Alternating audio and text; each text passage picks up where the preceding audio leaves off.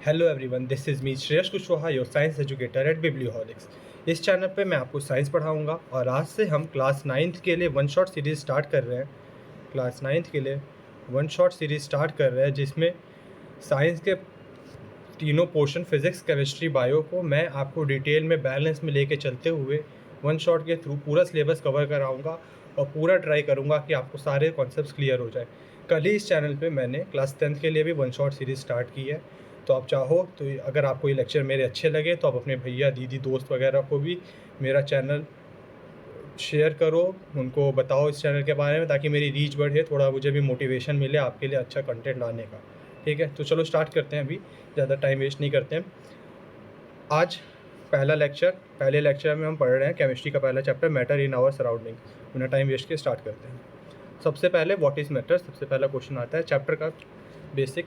Chapter में matters के बारे में पढ़ेंगे, स्टेट ऑफ मैटर पढ़ेंगे, conversion between different states of matter के बारे में पढ़ेंगे, कैसे कैसे चेंज कर सकते हैं। तो उसको पढ़ने के लिए सबसे पहले हमें पता होना चाहिए कि मैटर क्या है। तो बेसिकली मैटर को डिफाइन करते हैं। मैटर आपने क्लास 7th में भी सुना होगा कि anything that occupy space and has mass is matter. कोई भी चीज़, जैसे ये पेन हो गया, टैबलेट हो गया, कैमरा हो गया, ये पेन हो गई मेरी, आप जिस फ़ोन में देख रहे हो, आपका ईयरफोन, मेरा स्पीकर, सब कुछ जो भी चीज़ स्पेस ऑक्यूपाई करती है और मास होता है जिसका हवा। अब आपको भले दिख नहीं रही हो लेकिन हवा आपके आसपास है। स्पेस में उसने कुछ अपना पोजीशन ऑक्यूपाई कर रखा है और हवा के पास भी मास है। ऑक्सीजन का मॉलिक्यूलर मास 21 U होता है। अरे, ऑक्सीजन का परसेंटेज एनवायरनमेंट में 21% होता है, उसका मास 16 U होता है। तो ऑक्सीजन भी एक तरीके से मास ऑक्यूपाई कर रहा, स्पेस ऑक्यूपाई कर रहा है और मास है, तो इसलिए ऑक्सीजन भी एक तरीके से मैटर हो गया। ठीक है, एग्जाम्पल के लिए सैंड, एयर, वाटर, पेन, चौक एक्सेट्रा, जितनी भी चीज़ें आपको आसपास दिख रही है, आपके कपड़े, आपकी किताब, आपकी कॉपी, सब कुछ मैटर है। ठीक है, चलो आगे पढ़ते हैं। What are the characteristics of matter. Matter की क्या क्या कैरेक्टरिस्टिक्स होते हैं। तो पहला, मैटर जो है स्मॉल पार्टिकल से मिलकर बना होता है। छोटे छोटे साथ में आते हैं तो एक पूरा मैटर बनाते हैं। ऐसे एक मैटर, छोटे छोटे पार्टिकल साथ मिलकर एक मैटर बनाते हैं। मैटर की प्रॉपर्टी बेसिकली होती है कि या तो हम टच कर सकते हैं, फील कर सकते हैं, टेस्ट कर सकते हैं। जैसे इस पेन को मैं टच कर पा रहा हूँ, हवा को मैं आसपास फील कर पा रहा हूँ, खाना जो खाते हैं उसको टेस्ट कर सकते हैं। तो ये सारी चीज़ें मैटर है। मैटर को वी कैन इधर टच इट, फील इट और टेस्ट इट। अच्छा, एक आपके एनसीईआरटी में ये पॉइंट मैंशन है कि पहले के ज़माने में जब हमें मैटर की जस्ट केमिस्ट्री स्टार्ट हुई थी तो मैटर के बारे में दो आइडियोलॉजीज चलती थी, दो मान्यताएं थी बेसिकली मैटर के बारे में। पहला कि मैटर सपोज किया जाता था कि एक वुडन ब्लॉक की तरह कंटिन्यूअस है, लकड़ी का, जैसे एक लकड़ी की शीट होती है, लाइक समझ बॉक्स है जैसे, तो लकड़ी भी ऐसे ही है। तो मैटर कंटिन्यूअस है, बॉक्स की तरह है, उसमें कोई ब्रेकेज नहीं है कहीं, मतलब कुछ भी कंटिन्यूअस है बेसिकली। और दूसरी आइडियोलॉजी ये थी कि मैटर जो है सैंड की तरह पार्टिकल से बना होता है। ऐसे पहली आइडियोलॉजी ये थी कि ये मैटर है तो पूरा सैंड वुडन ब्लॉक की तरह कंटिन्यूअस है, और दूसरी आइडियोलॉजी ये थी कि ये मैटर है तो छोटे छोटे पार्टिकल से मिलके बना होता है। जब फर्दर स्टडीज़ हुई, on further studies it was concluded कि मैटर जो है छोटे पार्टिकल से बना होता है। जैसे आप सॉलिड, लिक्विड, गैस का ये बचपन से डायग्राम देखते आ रहे हो, सॉलिड में एकदम पास पार्टिकल होते हैं, कोई गैप नहीं होता है।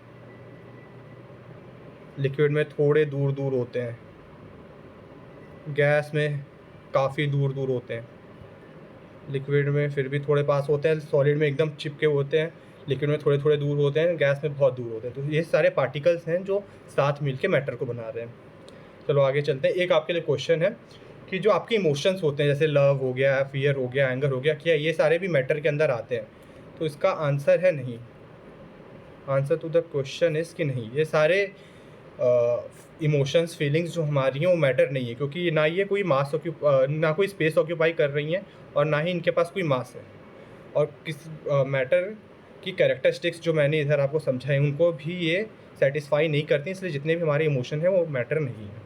चलो आगे चलते हैं। कैरेक्टरिस्टिक्स अभी मैटर के बारे में पढ़ा, तो मैटर में बेसिकली हमने ये समझा कि मैटर जो है पार्टिकल से बना हुआ है, पार्टिकल साथ में आ रहे हैं तो एक साथ मिलके मैटर बना रहे हैं।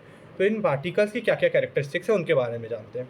तो आपके सिलेबस के हिसाब से हमें 3 कैरेक्टरिस्टिक्स पढ़ना है। पहला कि जो पार्टिकल्स हैं उनके बीच में स्पेस होती है, जैसे गैस में ज़्यादा स्पेस होती है, लिक्विड में कम स्पेस होती है,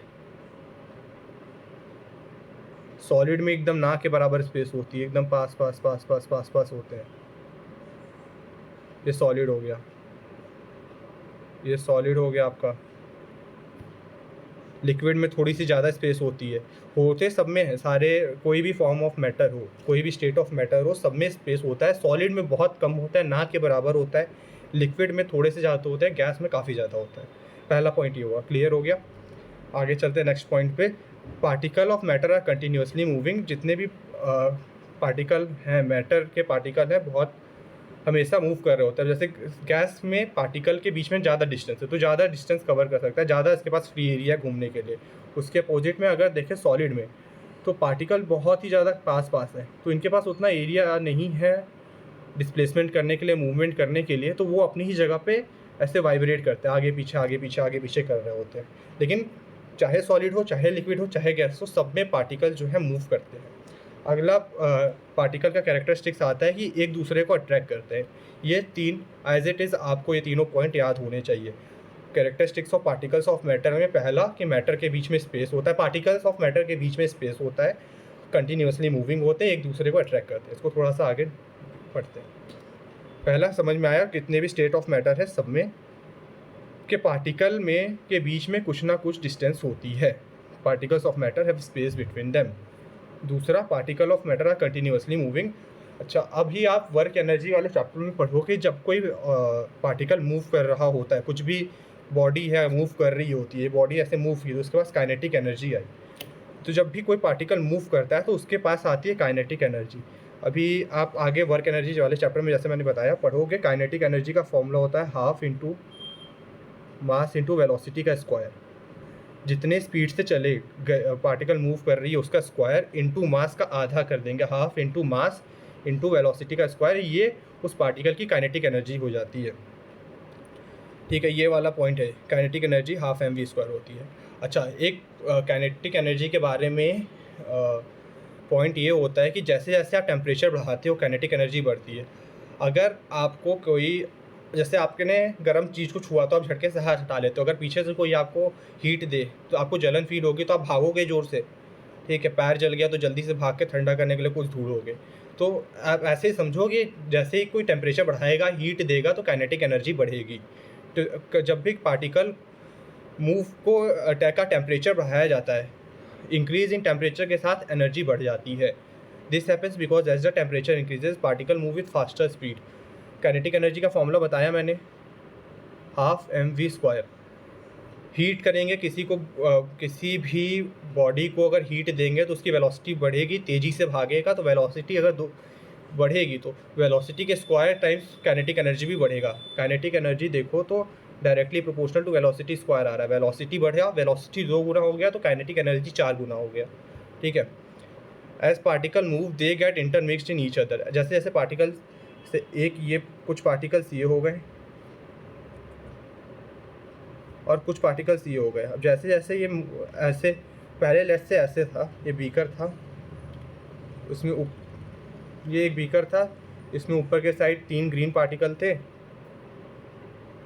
और नीचे के साइड 3 ब्लू पर्पल पार्टिकल थे।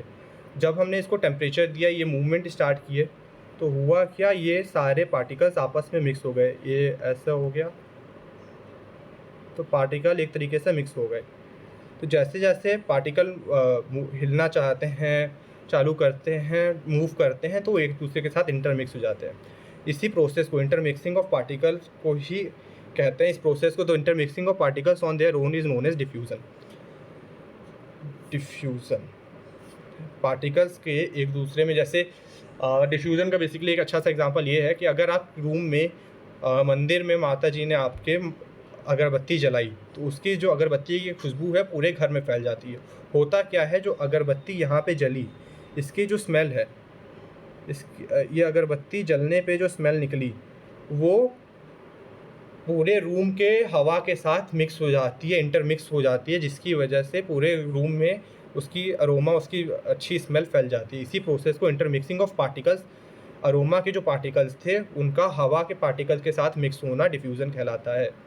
ठीक है, चलो इतना क्लियर हो गया, आगे बढ़ते हैं। Particles of matter attract each other. तीसरा पॉइंट, मैंने 3 पॉइंट बताया, पहला स्पेस होता है, दूसरा कंटिन्यूसली मूविंग होता है और तीसरा एक दूसरे को अट्रैक्ट करता है। 2 पॉइंट डिस्कस कर लिया। तीसरा point attract each other. Attraction basically होता क्यों है, ताकि पार्टिकल्स, ये मैटर के अंदर जो पार्टिकल है इनके बीच में अगर अट्रैक्शन रहेगा तो ये एक दूसरे को दूर नहीं भागने देंगे, तो मैटर एज इट इज़ अपनी जगह पे रहेगा।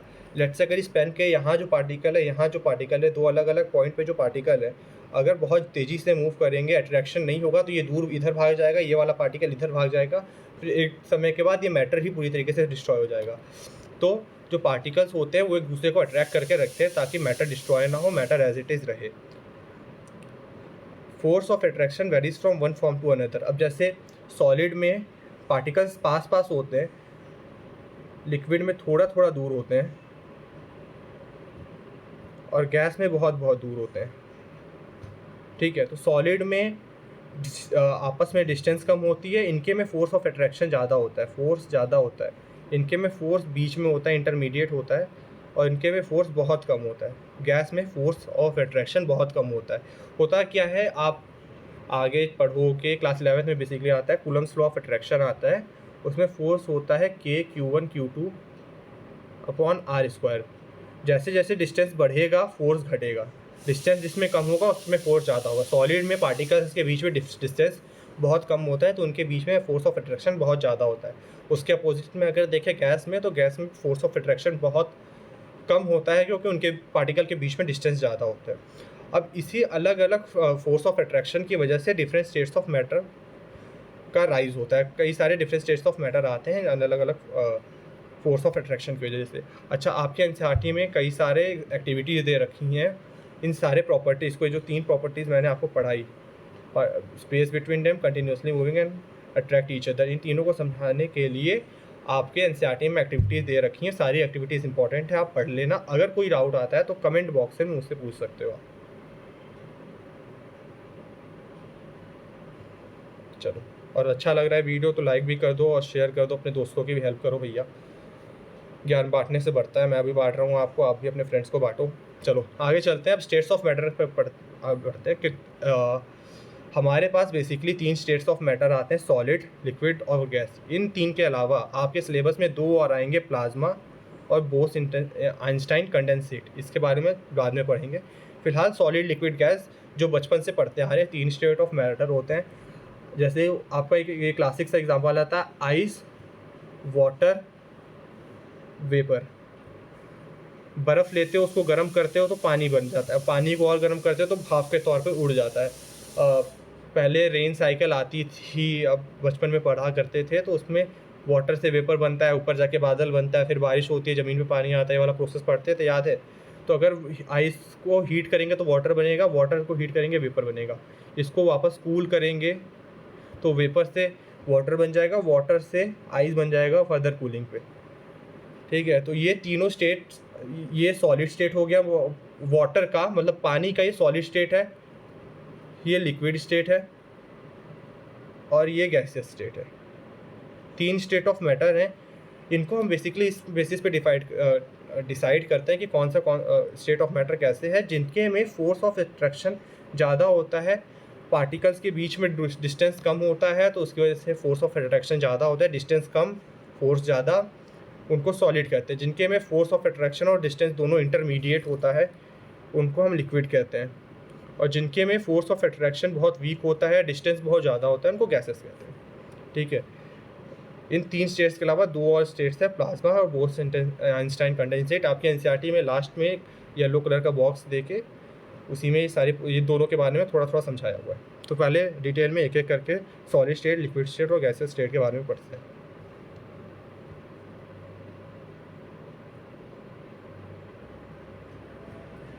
चलो तो आगे कंटिन्यू करते हैं सॉलिड स्टेट के साथ। सॉलिड स्टेट, जिसमें सॉलिड्स की बेसिक प्रॉपर्टीज़ हमने बचपन से पढ़ रखी है। पहला तो सॉलिड्स के डिफिनिट शेप होता है, उनका डिस्टिंक्ट बाउंड्रीज होता है, फिक्स्ड वॉल्यूम होता है। देखो मैं आपको एक डिफरेंस बॉक्स से समझाता हूँ। देखो, सॉलिड्स, लिक्विड्स और गैस के बीच में जो डिफरेंस है, ये 4 इंपॉर्टेंट डिफरेंस है आपके सिलेबस के हिसाब से, आपको इनको याद रखना है। ज़्यादा और आगे पीछे भागने की ज़रूरत नहीं है, आपको इतना समझो। सॉलिड शेप की पहले बात करते हैं। 4 सॉलिड लिक्विड तीनों के लिए shape, volume, intermolecular force of attraction और इंटरमॉलिक्यूलर स्पेस पे डिस्कशन करेंगे हम।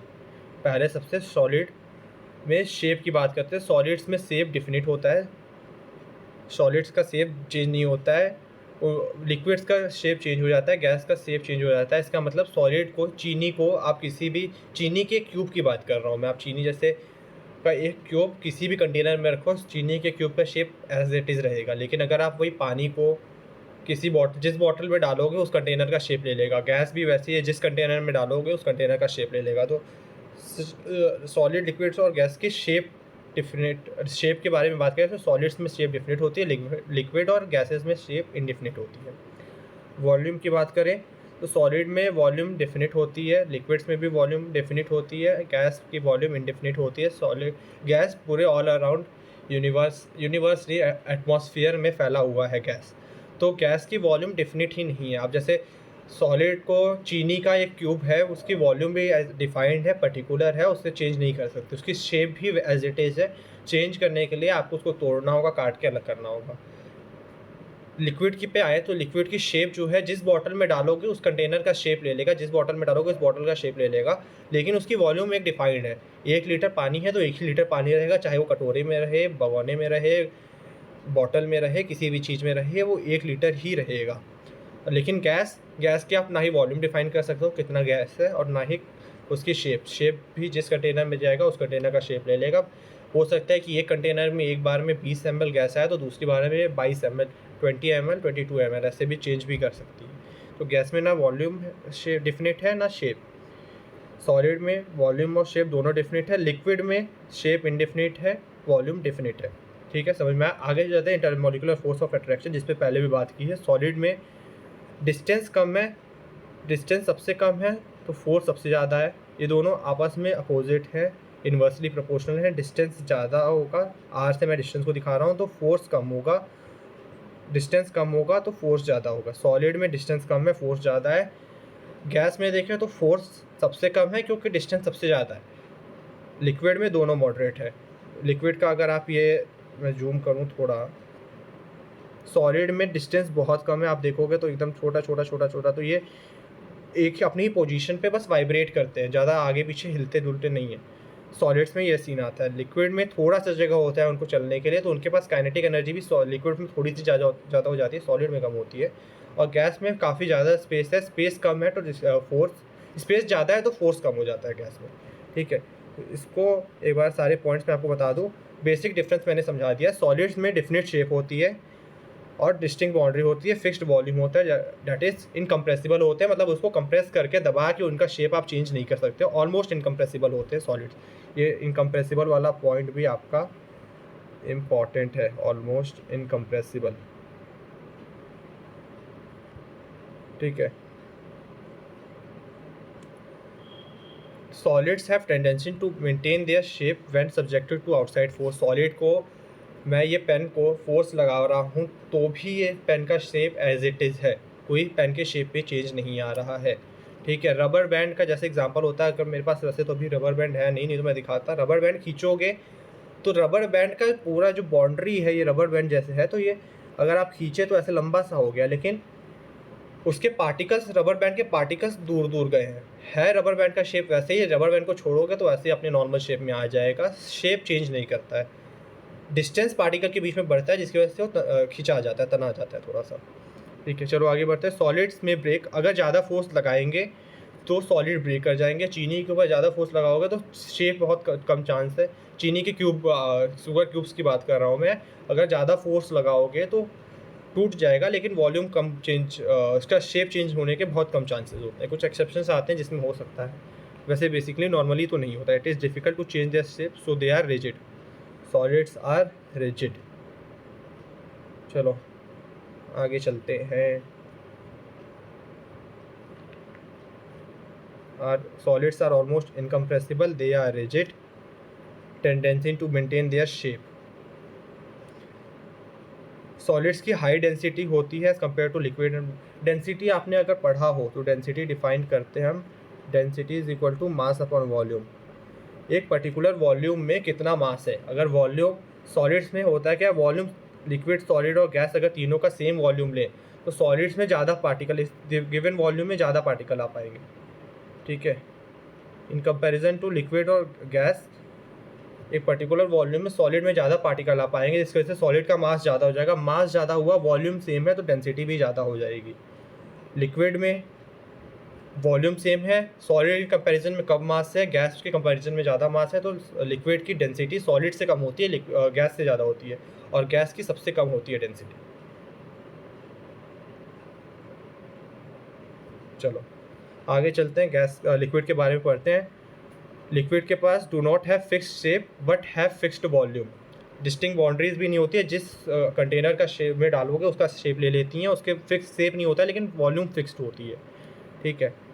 विच means that they take up the shape of container in which they are kept, ठीक है। ये पॉइंट क्लियर हो गया। आगे चलते हैं। Liquid flow and change shape, so they are not rigid but and can be call fluids. Liquid जो होता है फ्लो करता है, उनकी रिजिड नहीं होता है, दबा के कंप्रेस करके उनका शेप चेंज कर सकते हैं, तो रिजिड नहीं है, उनको फ्लूइड्स कहते हैं क्योंकि वो फ्लो करते हैं, ठीक है।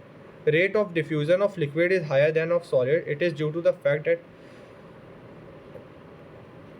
in liquid state particle moves freely and move greater space and have greater space between each other as compared to particles in solid state। अभी मैंने आपको डिफ्यूज़न का मीनिंग समझाया कि पार्टिकल्स का इंटरमिक्सिंग होना। अब सॉलिड्स में पार्टिकल के बीच में बहुत कम जगह है, बहुत पास पास है, तो इसमें इंटरमिक्सिंग डिफ़िकल्ट है। और लिक्विड में देखें तो थोड़ा थोड़ा तो जगह है, तो यहाँ पे सॉलिड में दूसरे पार्टिकल का मिक्स होना बेटर, ज़्यादा इजी है एज़ कम्पेयर टू सॉलिड्स। तो लिक्विड में डिफ्यूज़न का रेट भी हाई होता है एज़ कम्पेयर टू सॉलिड्स, ठीक है। लिक्विड स्टेट भी क्लियर हुआ। आगे चलते गैसेस स्टेट में। गैसेस स्टेट के पास ना फिक्स्ड वॉल्यूम होती है, ना डिस्टिंक्ट बाउंड्रीज होती है, ना ही फिक्स्ड शेप होता है। हाईली कंप्रेसिबल होते हैं, गैस को दबा के उनका शेप चेंज कर सकते हैं। अगर आपने सुना हो सॉलिड CO2 आते हैं, सॉलिड कार्बन डाइऑक्साइड आता है, गैस को दबा के कंप्रेस करके उनको सॉलिड के फॉर्म में स्टोर कर सकते हैं, तो वो they are compressible, as highly compressible as compare to solids and liquid. Solid almost incompressible है, लिक्विड को काफ़ी हद तक कंप्रेसिबल है, और गैस सबसे ज़्यादा कंप्रेसिबल है। Gas fill up the container they are kept in, completely फिल कर देते हैं। जैसे लिक्विड है, इस कंटेनर में इतना ही लिक्विड डालोगे तो इतना ही रहेगा, लेकिन गैस अगर इस कंटेनर में जितना गैस डालोगे, इतना सा गैस डालोगे, तो भी अगर उसके ऊपर से प्रेशर हटा दोगे तो पूरे कंटेनर को फिल कर लेगा। ड्यू टू इस high compressibility, large volume of gases can be compressed into small cylinder and transported easily. आपके घर में जो LPG CNG के गैस वो आते हैं, गैस सिलेंडर आती है LPG की, उसमें गैस को कंप्रेस करके हाई प्रेशर के अंदर कंप्रेस करके लिक्विड फॉर्म के अंदर स्टोर किया जाता है। आपके जो फॉग के परफ्यूम वाले बॉटल्स आते हैं, उसमें भी गैस को लिक्विड फॉर्म में कंप्रेस करके स्टोर किया जाता है, ठीक है। चलो आगे चलते हैं। गैसियस स्टेट हो गया। आगे दो और स्टेट्स ऑफ मैटर हैं, प्लाज्मा और बोस आइंस्टाइन कंडेंसेट। इसके बारे में एक एक पॉइंट है, थोड़ा सा बस छोटा, इतना 3 पॉइंट्स हैं, याद रखो, ज़्यादा आएगा नहीं, 2 मार्क्स में आ सकता है आपके बोर्ड्स के एग्ज़ाम, स्कूल के एग्ज़ाम में, बेसिकली बोर्ड्स तो अगले साल होगा। चलो plasma, it is a super heated matter so hot that electrons are ripped off from the atoms forming an ionized gas. अभी आप आगे पढ़ोगे कि जो भी एटम्स होते हैं, जो भी एलिमेंट्स होते हैं, उनके एटम में बीच में न्यूक्लियस प्रेजेंट होता है, उसके आसपास इलेक्ट्रॉन ऐसे रिवॉल्व करते हैं। अभी आप स्ट्रक्चर ऑफ एटम वाले चैप्टर में पढ़ोगे, तो होता क्या है, इतना ज़्यादा अगर हम, ये न्यूक्लियस है और न्यूक्लियस के आसपास ऑर्बिट्स में इलेक्ट्रॉन रिवॉल्व कर रहे होते हैं। होता क्या, अगर आप बहुत ज़्यादा एनर्जी दे दोगे तो इन ऑर्बिट्स में से, इसमें 2 इलेक्ट्रॉन डाल दो, इस ऑर्बिट में से अगर ज़्यादा एनर्जी दे दो तो ये इलेक्ट्रॉन बाहर आ जाता है, जिसकी वजह से गैस आयनाइज हो जाती है। अभी आप स्ट्रक्चर ऑफ एटम में ज़्यादा क्लियर अच्छे से समझ में आएगा जब आप स्ट्रक्चर ऑफ एटम समझ लोगे। तो जो आयनाइज्ड गैस हो जाती है उनको हम प्लाज्मा कहते हैं। सो हॉट, बहुत ज़्यादा सुपर हीटेड गैस होती है, जिसकी वजह से, बहुत ज़्यादा हीट देने की वजह से इलेक्ट्रॉन जो है एटम के ऑर्बिट से बाहर आके आयनाइज्ड गैस का फॉर्मेशन करते हैं। It comprises 99% of the universe, it is the fourth state of matter. दोनों पॉइंट इंपॉर्टेंट है, याद करने वाले हैं। चलो आगे चलते हैं।